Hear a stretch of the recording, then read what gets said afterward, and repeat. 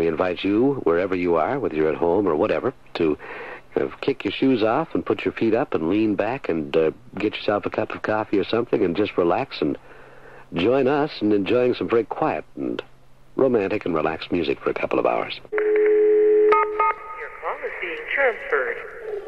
And some of the music we're going to play will be very relaxing, and some will be quite hyped up and fiery. You know, I love your interaction these days with the intro, Nobby. It's very good. No, because it is just a very special band that has been a long time in waiting to introduce to a wider audience tonight. And I know that you in particular are Dwayne, and of course it's Dwayne with me in the studio and Nobby here with you, and you're listening to Kaleidocast Beers, of course, folks. Hello.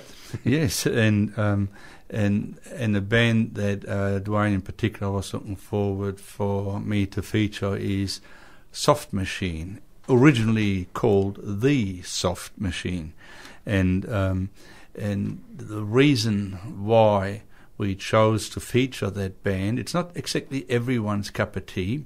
When they first came onto the scene, they were not exactly my cup of tea. I was more into the straight-out pop and rock bands, and psychedelic rock was fabulous, but jazz rock and that sort of area and quirky rock was a little bit over the top for me, you know. But in later years, when I rediscovered the band, I started to appreciate why everybody is raving about them.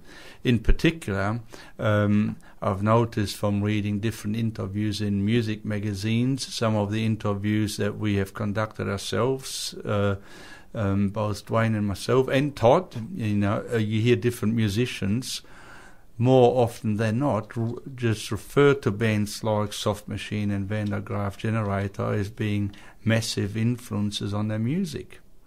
So we thought we'll better feature them because they were never a highly commercial band, even when they were at their peak.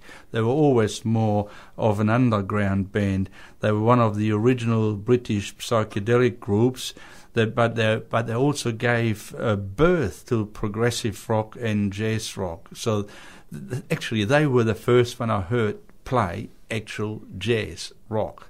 That phrase hadn't even been coined back then. So prior to King Crimson, King Crimson's always been jazz rocky to me. No, they were more progressive. I mean, like with Soft Machine, they were definitely more jazz. I mean, almost more jazz than. Oh, definitely. I mean, as you will discover tonight, and that's why it takes a little bit getting used to, especially if your ears are tuned to loud rock music, and all of a sudden you hear loud jazz rock. You know, it's a total different kettle of fish. But it's amazing how they use space, how they use notes, how they use their own sound effects to really create a beautiful psychedelic landscape. Well, I hope we've done all our talking on the way into the studio tonight, no, because it might be another evening where we spend the whole show with our headphones on. Yes, probably. There's not too much talking I can do in between because some of the tracks are long. Some of them will go for 18, 19 minutes, or even if time will allow me towards the end of tonight's episode, I'll try to see if I can squeeze a 39-minute piece of music in for you. You know, so that will really blow you away and just really demonstrate the way that the band used to play and how they were perceived and why people made such a huge fuss around them. Once you saw them live, apparently, you were hooked for life. That's the sort of band they were. Just a word for the listener as well. If you like what you hear and you want to tell us, or if you want to give us some trivia that you know about Soft Machine, send us a text 0427 334 336 or 0427 FM. You can also check out our interactive playlist. It's go to edgeradio.org.au unless you're there live streaming us already, and you can we'll be uploading the playlist or updating it as we go through the show. And if you like what you hear, you can go back, and probably with Soft Machine there'll be plenty of clips out there to go along with the tracks that we're going to be putting in our playlist tonight. And you've also got us on Facebook and Twitter. Kscope Ears are our feeds there. Yes. The early lineup included Robert Wide on drums and Ratledge on keyboards. He was the constant in the early bands, and also had Kevin Ayers on bass and lead vocals. Well, I don't know whether he did a lot of lead vocals, whether it was him or Robert Wide. I have to check that later on. But they issued their first album in 1968. That was just before they became too proggy. They were still pretty much a psychedelic band in the same mould as probably The Piper at the Gates of Dawn by Pink Floyd was. That was issued the year before in 1967. Also, the Soft Machine were part of the Canterbury scene. Oh, yes. Interesting. So they came from the same mould that produced bands like Gong and Caravan and Hetfield and the North, and also another one called Matching Mole. I'll tell you a little bit more about Matching Mole later on, but that's an interesting connection there to the Soft Machine, and it's just amazing.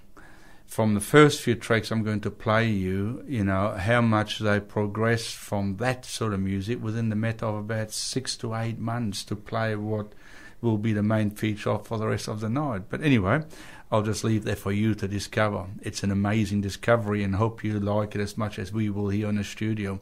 Dwayne already has threatened to keep the headphones on.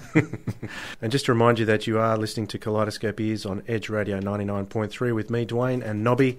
Sitting opposite, we're retrospecting the Soft Machine, the early years of the Soft Machine at this point in time. And please, by all means, text us on 0427 Edge FM, and also facebook.com/kscopeears and twitter.com/kscopeears if you want to contact us that way. Yes, as far as the Soft Machine was concerned, Dwayne mentioned the magic word, a bit of trivia. Well, straight away, a whole heap of stuff jumped to my mind about the band. I just noticed on here that the first album was produced by Chess Chandler. He, of course, was the bass guitarist in The Animals, who did The House of the Rising Sun, amongst other things.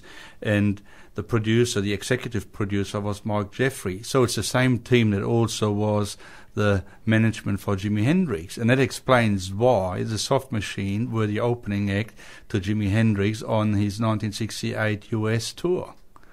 Because I thought... that nice was bit of trivia. I thought it was always a very interesting blend, having Soft Machine and then have Jimi Hendrix to follow them. Rather interesting mix, but they both were very psychedelic at the time, no doubt about that. Also, incidentally, with the first album, Volume 1, the Soft Machine also included an Australian. Can anyone tell us who the Australian was, and perhaps what band he formed after he left the Soft Machine? Oh, you're going to keep us hanging. There you go. Oh, incidentally, for anyone that didn't know, the Australian in the band was David Allen, and he later on, after the first album, I think he left the band and he formed Gong. Ah, very good. Can you remember I once played you a rare DVD of Money Noi Mayo? Is that the fella that has the thing over his head the whole way through the... Yes, that real weird fella. Yeah, okay. Well, that was Soft David Machine Allen. had a great influence on him then. Most definitely, they changed him irreparably. So that was basically the end of the Soft Machine. After or during the tour where they supported Jimi Hendrix, they decided to give Kevin Ayers a sack. So he was thrown out of the band, but it also, one thing led to another, and the band completely broke up. But by January 1996, because they had they still had some contractual obligations to fulfill, the band reformed, but there was only two fellas left, and it was Robert Wide on drums and Mike Redledge on organ and keyboards. And they wrote... In what year did you say? In January 1969. 69. You said 96.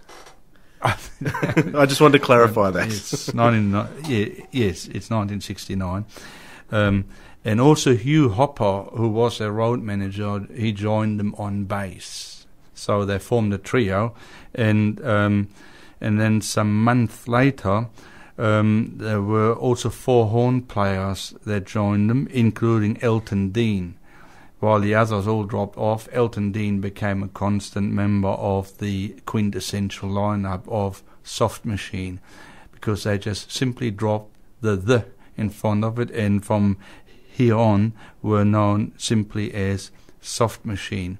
And on Volume 2 they had some pataphysical sounds. Now they made a metaphysical change. The band's direction almost completely changed, and invented a new form of music. It's not new to many ears today, because there are many jazz rock bands that have surfaced throughout the 70s and 80s and 90s.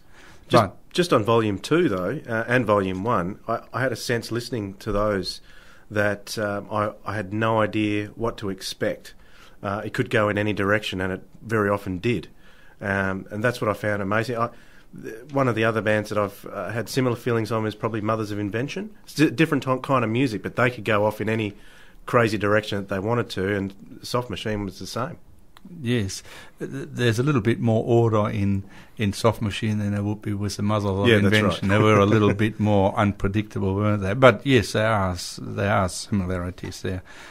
According to most fans of the band, and it includes myself, I'm proud to be able to call myself these days a fan of Soft Machine. Like I mentioned at the outset of the show, that when I first heard them, the sounds were so otherworldly and weird to me. It took me many years to get into them. But the band that is being hailed their absolute classic album is just simply entitled Third. It was a double LP. It was a great gatefold sleeve.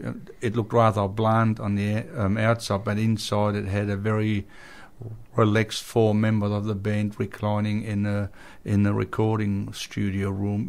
Just having a good time, just relaxing in between sessions. And what was remarkable, and this is about 3-4 years before Yes did Topographic Oceans, Tales of Topographic Oceans, where they had 1 song on each album side. Well, it was Soft Machine who did it first, Wayne. There was just 1 number on each side. And of course, when they played them live, they even stretched them out further. And because they all go for about 18-19 minutes each, we could fill almost a whole 2-hour Kaleidoscope Ears show with just featuring probably just these tracks. There was a little bit of time left. So unfortunately, we won't be able to play you all 4 songs. So how many are you going to play now? I'm just playing the 1 because I'm trying to squeeze in this 40-minute version towards the end of our show. So the 4 numbers in there are called Facelift, which really sets the mood. I should really play that one first, shouldn't I? Then the second one is entitled Slightly All the Time. The third one was called Moon in June, but the one I've got queued up here is called Out Bloody Rages. So the reason I chose that one is because it really seems to grow out of nothing, and it just builds up, and just creates a lot of atmosphere.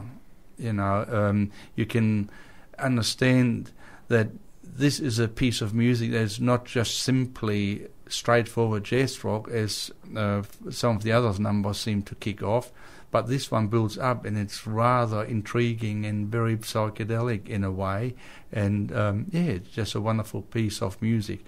You can really relax to. Because of the Soft Machine having such lengthy tracks, and we had to severely edit a lot of songs that I would have loved to have played. We could have played all night Soft Machine. So we've been racing through some of the albums to play a little bit of each of them during their heyday.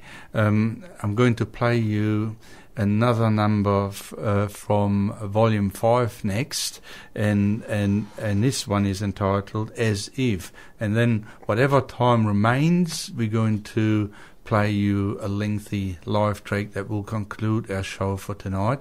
But it is noteworthy to point out, though, that all these classic albums, say from Volume 2, after Kevin Ayers left, from volume 2, 3, 4 and 5. All of these volumes were recorded between 1969 and the end of 1971.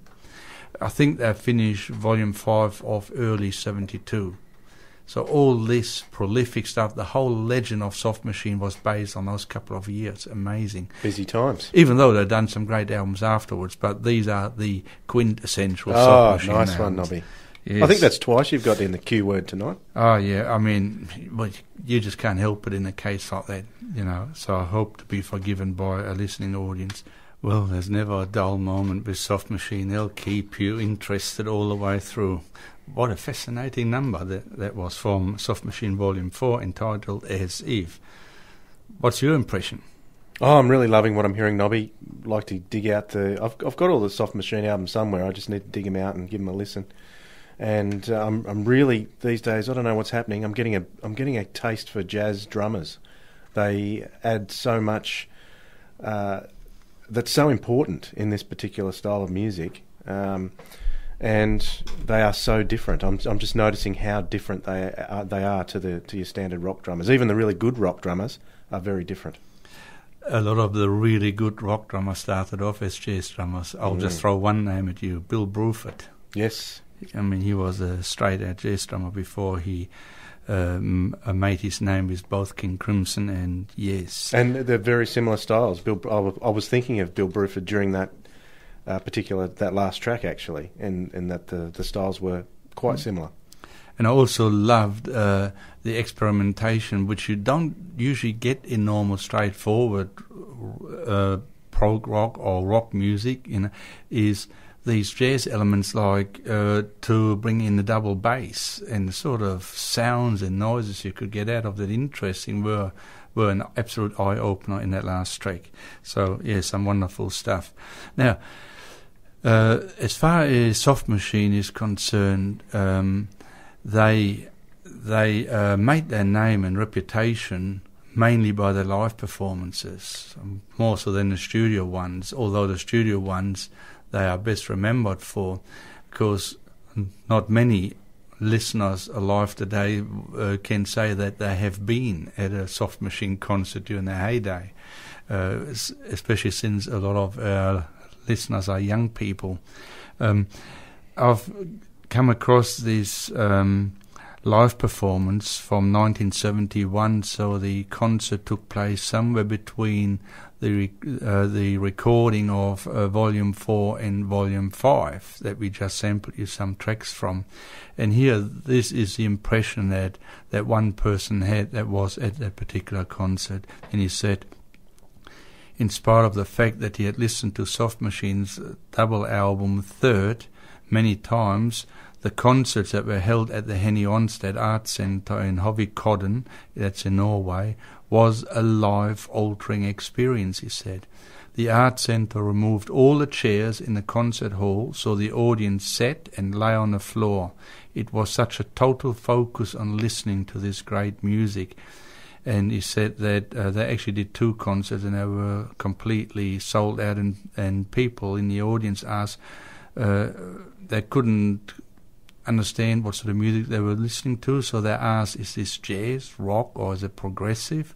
And he answered to them, no, it is Soft Machine. It's just unique, their own sound. And now and then I meet people who had been at the concert, and they also remember it as a very, very special evening. No one leaving the art centre that night was disappointed. And what Soft Machine did, rather than most rock acts come on, they play one song, get their applause, start the next song, finish it, get another round of applause for each number that they played. What Soft Machine did, they started the concert and they just didn't finish until they finished. And so they seeked all the different tracks together. We're just about to say goodbye to you, and for next week, we're going to let you know what will happen next week. We'll just put up a trailer. Yep, keep an eye at edgeradio.org.au. We'll put the details there.